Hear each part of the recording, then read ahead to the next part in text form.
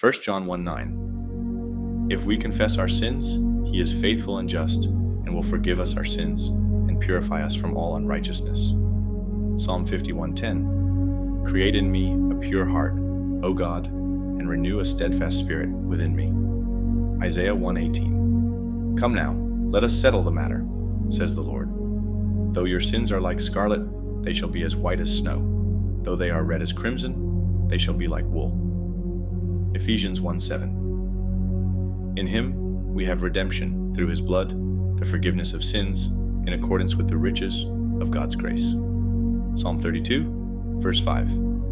Then I acknowledged my sin to you, and did not cover up my iniquity. I said, I will confess my transgressions to the Lord, and you forgave the guilt of my sin.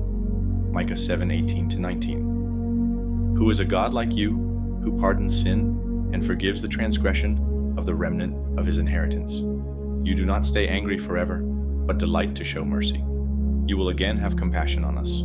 You will tread our sins underfoot and hurl all our iniquities into the depths of the sea. Colossians 1:13-14. For he has rescued us from the dominion of darkness and brought us into the kingdom of the Son he loves, in whom we have redemption, the forgiveness of sins. Matthew 6:14-15. For if you forgive other people when they sin against you, your heavenly Father will also forgive you. But if you do not forgive others their sins, your Father will not forgive your sins.